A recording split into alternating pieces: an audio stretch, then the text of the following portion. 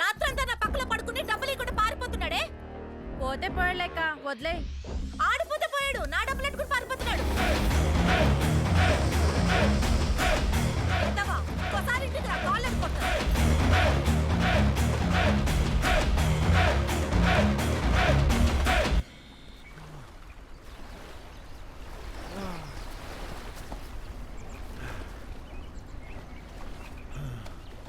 వేషాలు కూడా అప్పులు ఇస్తేనే కానీ యువతలు బాబోడో బాబాయ్.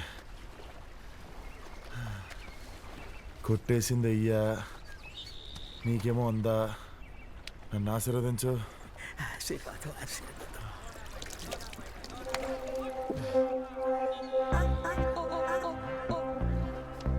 లంకల్లో ఎవ్వడికి పెద్ద పని ఉండదు. అర్ధరాత్రి గోదాట్లో దిగి ఇసుక పట్టడం తప్ప. ఆ వచ్చిన డబ్బులతో రోజంతా తాగడం, పేకాడడం, చిన్న చిన్న దొంగతనాలు చేయడం.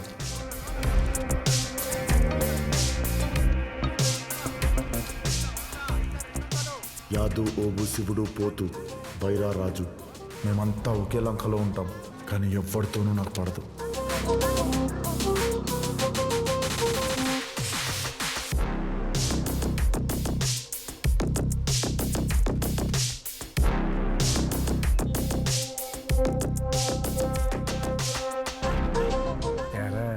రత్నగర్ లోన వేస్తాడా బయట వేస్తాడా? వీడు మా అంతా ఎప్పుడు కలిసాడు రా. వీడు బయటడేగా, బయటే వేస్తాడు. బాగా చెప్పావురా.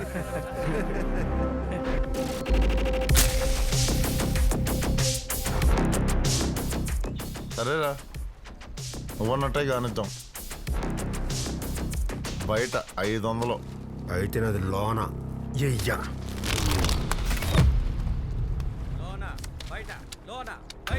ఏరా డబ్బులు రత్నమాలయ్యనా? మరి అన్ని నీకేద్దంట్రా, నాకేమవుదా? నా గురించి కూడా చెప్పరా బాబు దానికో మాట. గది చెప్పరా, దానికో మాట చెప్తా అని చెప్పు, వదిలేస్తా. చెప్పరా.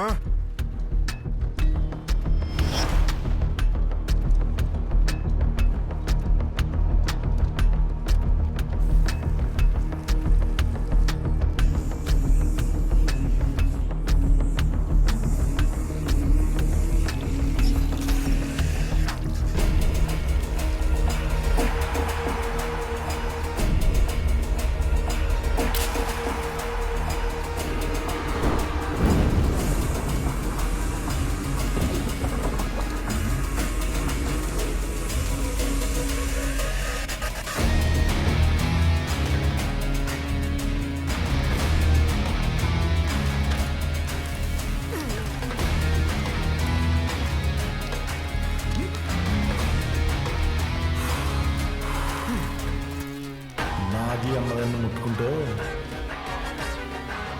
ఇట్ట.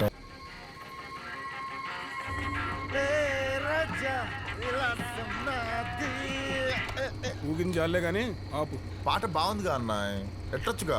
తెలవా, నేను ఎక్కించుకోవడమే ఎక్కువ. మళ్ళీ సినిమా పాట ఒకటే. కోప్పడకలే అన్నాయ్. చేతి ఓడి అమ్మాయి బిల్డప్.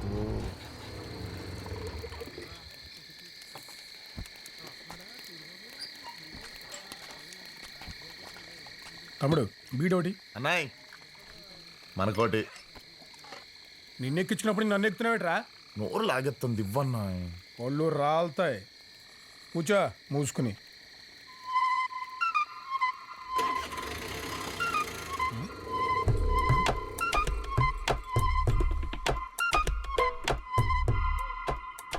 ఆటో పోయింది సార్. ఏ ఊరు పోయింది?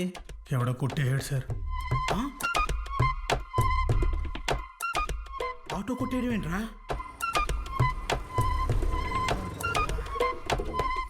ఏటా రత్నమాల, సిక్కిపోయావా? నేను లేదు దొంగ నా కొడక, దొంగ నా కొడక. నా డబ్బులు ఎట్టుకుని పారిపోతావా? ఏంట్రా నువ్వు చెప్పేది? నోర్లెత్తుందేంట్రా దొంగ నా కొడకు. నీకు ఎన్నిసార్లు చెప్పినా బుద్ధి రాదేంట్రా? నా డబ్బులు వేసేసావరా? ఇవాళ నుంచి ఈ ఏరియాలో సబ్బులు, షాంపూలు, పేస్ట్లు సప్లై చేసేది మనమే. ఏం చేసావు? మొన్న ఒకటి దగ్గర సబ్బులు శాంపులు నాటో కొట్టేశారు. ఈ రూట్లోనే కొట్టించాడా? ఇదే రూట్ అండి. వాడు ఇంకో సరుకులు నాటుతో వచ్చాడు. ఎదవాళ్ళకి ముందు సూపు ఉంది కానీ వెనక నుంచి గుద్దేస్తాను అనుకోలేదు.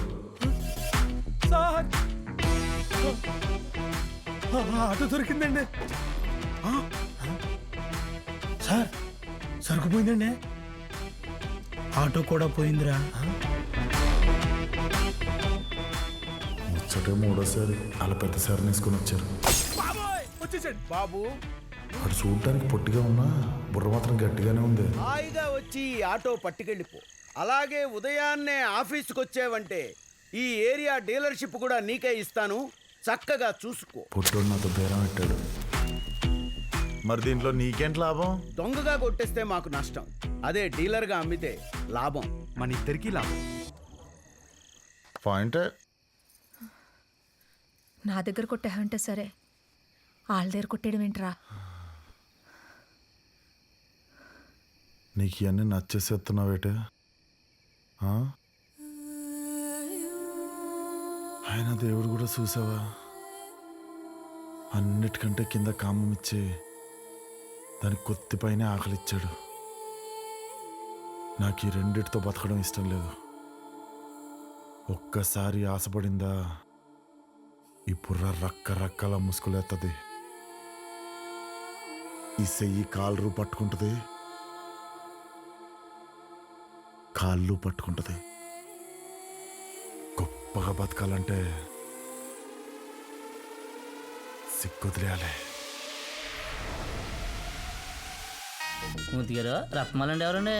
పేరు చూస్తే అర్థం కావట్లేదా? ఏ తల్లో చెల్లో అయి ఉంటుంది. అయ్యి బాబాయ్, కత్తిలా ఉందండి. ఏమో బోర్డు చూసావా? రేయ్, నా పేరు ఎందుకు కట్టావురా? నా పేరు ఎందుకు కట్టావు? నాకు మాత్రం నువ్వు తప్ప ఎవరున్నారే? రేపు ఫోటోది, రేపు మూర్తి రారా? రెండో రోజే రా అన్నారండి.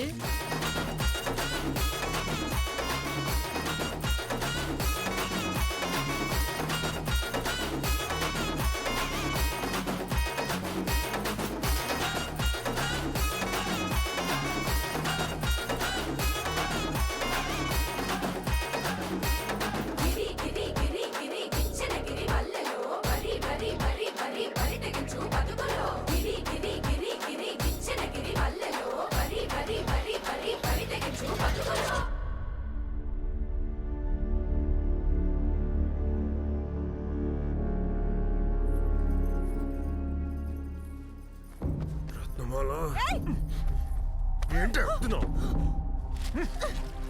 ఎంత కాలం తీసుకుని పడుకో. నీ అబ్బా, నాకు నచ్చినోడితోనే నేను పడుకుంటాను రా. ఏంటి ఆడు తప్ప మేము అనమా? పసారుతోని ఎవరు డబ్బులు ఇచ్చిన పడుకోవచ్చు. ఇంకొక్కసారి ఇలా చేసావనుకో, కొత్త ఇక్కడ ఎట్టను. అర్థమవుతుందా?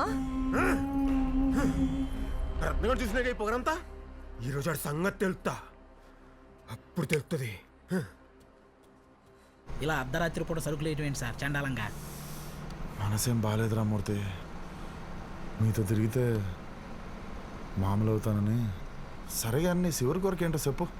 ఏముంటుంది సార్, మంచి ఇల్లు ఫ్యామ్. అయినా చివరి కోరికంటారండి సార్?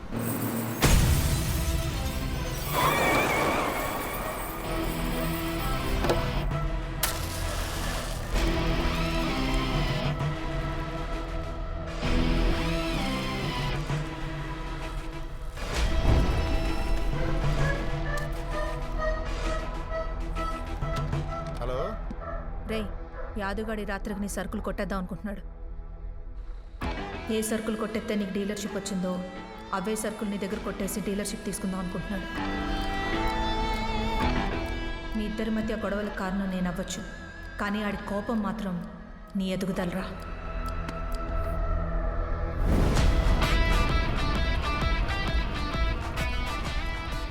ఎవరండి వీళ్ళు? అడిగి మనుషులు ఉన్నారు.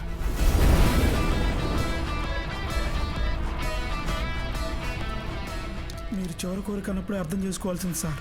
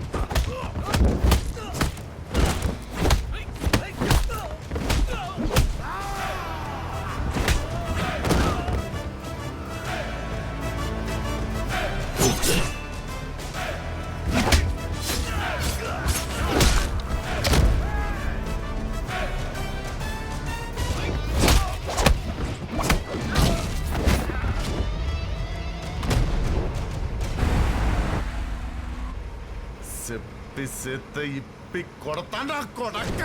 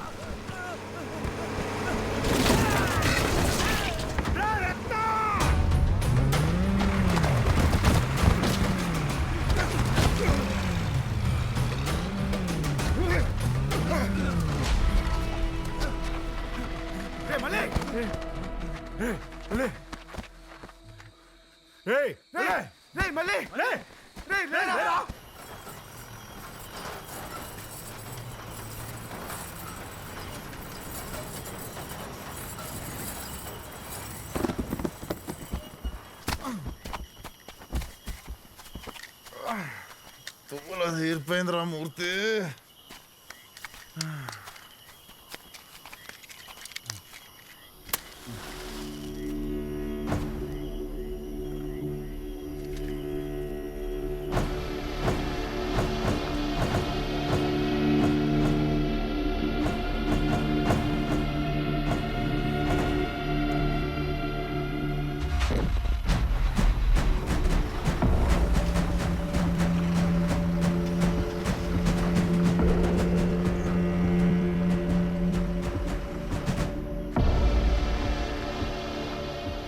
ఏంట్రా బీడి ఇది?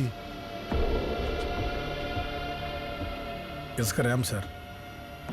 దీనమ్మ ఇన్ని లారీలా? 10 మంది కలిసి ట్రాక్టర్ ఇసుక కొట్టడం చూసా గానీ నాకు తెలియకుండా మన ఊర్లో ఇంత జరుగుతుందా? మీకే కదా సార్, ఊళ్ళో సగం మందికి తెలియదు. తెలియని ఎవరు కూడా ఇసుక తవ్వడానికి ప్రొక్లైనర్ వాడకూడదు, కానీ వీళ్ళు వాడతారు. నిజానికి 3 నుంచి 5 మీటర్ల లోతు కన్నా ఇసుక తవ్వకూడదు, కానీ వీళ్ళు తవ్వుతారు సార్. వీళ్ళకి చెక్ పోస్టులు ఉండవు, పోలీసులు పట్టుకోరు. ఎందుకంటే ఇదంతా గత 20 సంవత్సరాల నుంచి అధికారంలో ఉన్న ఎమ్మెల్యే సామ్రాజ్యం సార్.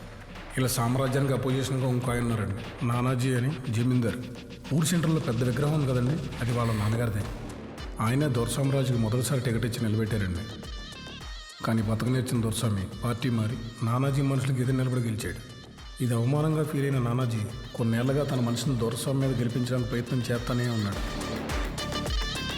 నానాజీకి అధికారం కావాలి, దొరసామరాజుకి అధికారం, డబ్బు రెండూ కావాలి. కాళ్ళ కింద ఇసుకంతా డబ్బు అయినప్పుడు దొరసామరాజు కాళ్ళ దగ్గర కూర్చోవడంలో తప్పే లేదు.